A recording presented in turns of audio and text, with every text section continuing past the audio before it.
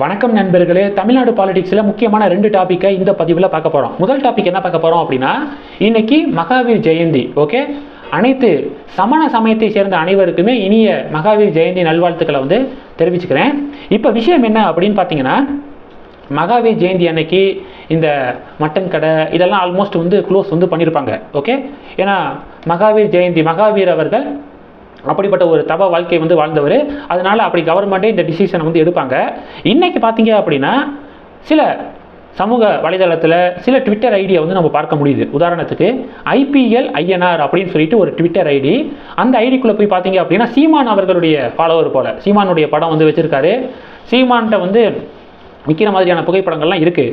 அவர் என்ன பதிவு போட்டிருக்காரு அப்படின்னா, மகாவீர் ஜெயந்தி ஸ்பெஷல், எங்கள் வீட்டில் மாட்டுக்கறி அப்படின்னு சொல்லிட்டு அந்த மாட்டுக்கறியுடைய படத்தை போட்டு மகாவீர் ஜெயந்தி ஸ்பெஷல் அப்படிங்கிற வார்த்தையை பயன்படுத்தியிருக்காரு. நீங்கள் கண்டிப்பாக நம்மளுடைய சேனலை ஃபாலோ பண்ணியிருந்தா உங்களுக்கு தெரிஞ்சிருக்கும். ஒரு 3-4 நாளைக்கு முன்னாடி நான் இது மாதிரி ஒரு டாப்பிக்கை சொல்லியிருப்பேன். என்னென்னா, ஒரு தேர்தல் பரப்புரையின் போது பிரதமர் மோடி அவர்கள் பேசுகிறாரு. நவராத்திரி அந்த விரதம் இருக்கிறாங்க பார்த்தீங்களா, அப்போ பார்த்தீங்கன்னா இது மாதிரி நான்வெஜ்ஜை சாப்பிட்றாங்க அப்படின்னு மோடி சொல்லிட்டாரு பாருங்க. பார்த்துக்கோங்க, இதனால தான் மோடி அவர்கள் மறுபடியும் பிரதமர் ஆயிட்டாருன்னா நம்மளால் கெடா வெட்ட முடியாது, மட்டன் சிக்கன்லாம் நம்மளால் சாப்பிட முடியாது அப்படின்னு இதுக்காக தான் நாங்கள் சொல்கிறோம் அப்படின்னு கார்த்திக் சிதம்பரம் கூட பதிவு போட்டிருந்தாரு. நம்ம என்ன தெளிவாக சொல்லியிருந்தோம்னா, அந்த பரப்புரையில் மோடி பேசினதை தெளிவாக கேளுங்க. மோடி என்ன பேசினார்னா, நம்ம இந்தியாவில் வாழ்கிறோம், இங்கே யார் வேணாலும் என்ன வேணாலும் அவங்களுக்கு பிடிச்ச உணவுகளை சாப்பிடலாம், சட்டம் அந்த பாதுகாப்பை கொடுக்குது, மோடி அதை அதில் தலையிடவே முடியாது. ஆனால் எனக்கு என்ன ஹர்ட் பண்ணக்கூடிய விஷயம் என்ன அப்படின்னு மோடி சொல்கிறாரு. நவராத்திரி விரதம் நிறைய இந்துக்கள் இருப்பாங்க. அந்த விரதம் இருக்கும்போது ஸ்பெசிஃபிக்காக இது மாதிரி நான்வெஜ்ஜை ஃபோட்டோ பிடிச்சி இந்த தினத்துக்கு நவராத்திரி தினத்துக்கான ஸ்பெஷல் அப்படின்னு சொல்லிட்டு இப்படி சில பேர் பதிவு போட்டு ஹர்ட் பண்ணுறாங்க, சென்டிமெண்ட்ஸை ஹர்ட் பண்ணுறாங்க அப்படின்னு சொல்லிட்டு தான் மோடி பேசினார். ஓகே, அது மாதிரியான ஒரு நிகழ்வை தான் இப்போ நம்ம பார்க்க முடியுது.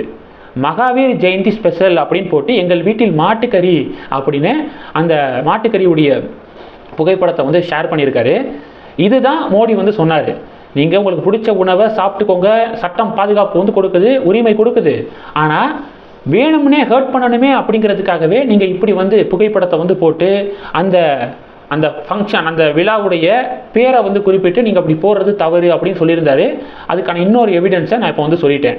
இந்த IPL INR அப்படிங்கிற நபர் இப்படிப்பட்ட பதிவு போட்டிருக்காரு. கமெண்ட் செக்ஷனில் ஏகப்பட்ட பேர் திட்டிருக்காங்க. இப்படியெல்லாமா போடுறது, மகாவீர் ஜெயந்தி ஸ்பெஷல் அப்படின்னு சொல்லிட்டு எதுக்காக இதை போட்டீங்க, உங்களுக்கு பிடிச்சதை சாப்பிட்டுக்கோங்க, எதுக்காக மகாவீர் ஜெயந்தி ஸ்பெஷல் அப்படின்னு சொல்லிட்டு எதுக்காக போடுறீங்க அப்படின்னு ஏகப்பட்ட பேர் திட்டி தீர்த்திருக்காங்க அந்த கமெண்ட் செக்ஷனில்.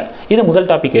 ரெண்டாவது டாபிக் என்ன பார்க்க போகிறோம் அப்படின்னா, தூர்தர்ஷன். நம்ம நேற்றே சொல்லியிருந்தோம், தூர்தர்ஷன் இருக்கு பார்த்தீங்களா, அதனுடைய லோகோவுடைய கலரை மாற்றிட்டாங்க அப்படின்னு சொல்லிட்டு இப்போ இண்டி கூட்டணி பயங்கரமான கொந்தளிப்பில் இருக்காங்க. மம்தா பானர்ஜி அவர்கள் கொஞ்சம் நேரத்துக்கு முன்னாடி கண்டனத்தை பதிவு செஞ்சிருக்காரு. திமுக தலைவரும் தமிழக முதலமைச்சருமான ஸ்டாலின் அவர்கள் என்ன சொல்லியிருக்காருன்னா, தூர்தர்ஷன் காவி மயம் ஆயிடுச்சு. ஃபர்ஸ்ட் பார்த்தீங்க அப்படின்னா, இந்த வானொலி அப்படிங்கிற அந்த பேரை சமஸ்கிருத பேரா மாற்றினாங்க. பொதிகை அப்படிங்கிற அந்த பேரை சமஸ்கிருதத்துக்குள்ளே கொண்டு வந்தாங்க. சமஸ்கிருத பேரா மாற்றினாங்க. அடுத்து பார்த்தீங்கன்னா, திருவள்ளுவர் இருக்கார் பார்த்தீங்களா, திருவள்ளுவருக்கு காவி சாயம் பூசினாங்க. இப்போ அந்த தூர்தர்ஷன் அதனுடைய லோகோவை காவி நிறத்துக்கு மாற்றிருக்காங்க.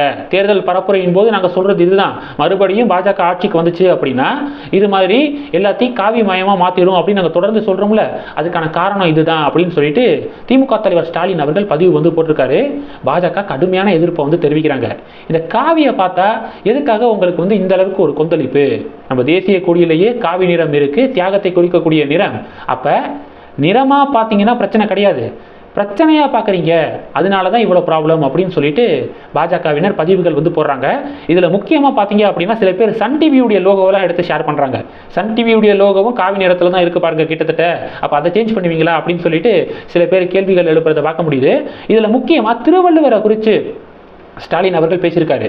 திருவள்ளுவருக்கு மத சாயம் பூசை பார்க்குறீங்க அப்படின்னு சொல்லிட்டு பேசியிருக்காரு. இதில் என்ன டவுட் இருக்குது? நீங்கள் திருவள்ளுவர் எழுதுனா 1330 குறள்களில் ஏகப்பட்ட ஹிந்து கடவுள்களுடைய பேரை அவர் குறிப்பிட்டிருக்காரு அப்படிங்கிறத பார்க்குறோம். நீங்கள் ஒரு 50 வருஷம் 60 வருஷத்துக்கு முன்னாடி வந்த நிறைய பத்திரிகைகள் எடுத்து பார்த்தீங்க அப்படின்னா, அப்போ இருந்த திருவள்ளுவர் வேற மாதிரி இருப்பார். இப்போ இருக்கக்கூடிய திருவள்ளுவரை திராவிட கட்சிகள் வேற மாதிரி மாற்றி வச்சிருக்காங்க. அப்போ இருந்த திருவள்ளுவர் நெத்தியில் பட்டையை அடிச்சுட்டு அப்படி வந்து இருப்பார், கையில் பட்டை இப்படி வந்து இருப்பார். ஆனால் இப்போ இருக்கக்கூடிய திருவள்ளுவர் பார்த்தீங்க அப்படின்னா, நீங்கள் வந்து இந்த இப்போ கூட கவர்மெண்ட் வந்து திருவள்ளுவருடைய ஒரு சிலையை வந்து திறந்தாங்க. அது திருவள்ளுவருடைய சிலையா இல்லை சீன பையனை யுவாங் சுவாங் இருக்கார் பார்த்தீங்களா அவரா அப்படின்னு சொல்லிட்டு கூட நிறைய பேர் கேள்விகளை வந்து எழுப்புனாங்க. ஸோ அப்படி அப்போ ஆன்மீக மண்ணாக இருந்தது தமிழ்நாடு, அதை திராவிட மண் அப்படின்னு சொல்லிட்டு நீங்கள் மாற்றினது நீங்கள் தான். அது மாதிரி தான் இதுவும். நீங்கள் இந்த தூர்தர்ஷனுடைய நிறத்தை வந்து பாஜக வந்து மாற்றிருச்சு அப்படின்னு வந்து சொல்கிறீங்களே. 1980, 82 இந்த காலகட்டத்தில் தூர்தர்ஷன் பார்த்தீங்க அப்படின்னா காவி நிறத்தில் தான் அதனுடைய லோகோ இருக்குது. அப்போ ஆட்சி செஞ்ச காங்கிரஸ்லாம் அதை வேணும்னே வந்து மாற்றினாங்க. நாங்கள் பழையபடி இருந்த மாதிரியே நாங்கள் வந்து கொண்டு வரோம், அதில் என்ன தப்பு இருக்குது அப்படின்னு சொல்லிட்டு பாஜக கேள்விகளை வந்து எழுப்புறாங்க. ஓகே, ஆல்ரெடி இருந்த ஒரு விஷயத்தை நீங்கள் வந்து உங்கள் அரசியலுக்காக மாற்றிட்டு இப்போ பார்த்தீங்கன்னா அந்த பழையபடி இருந்ததை வந்து நாங்கள் கொண்டு வந்தால் நீங்கள் வந்து அது அரசியல் அப்படின்னு வந்து சொல்கிறீங்க அப்படின்னு சொல்லிட்டு இப்போ பாஜக மற்றும் திமுக இடையே இந்த டாப்பிக்கில் பெரிய டிபேட் வந்து நடக்குது. இந்த டாப்பிக்கில் உங்களுடைய பார்வைகள் என்ன அப்படிங்கிறத மறக்காமல் வந்து கமெண்ட் பண்ணுங்கள். இந்த 2 டாபிக்ஸ் குறித்து உங்களுடைய பார்வைகளை மறக்காமல் கமெண்ட் பண்ணுங்கள். இந்த வீடியோ பிடிச்சிருந்துச்சுன்னா லைக் பண்ணுங்கள், ஷேர் பண்ணுங்கள், மறக்காமல் நம்ம சேனலை சப்ஸ்கிரைப் பண்ணுங்கள்.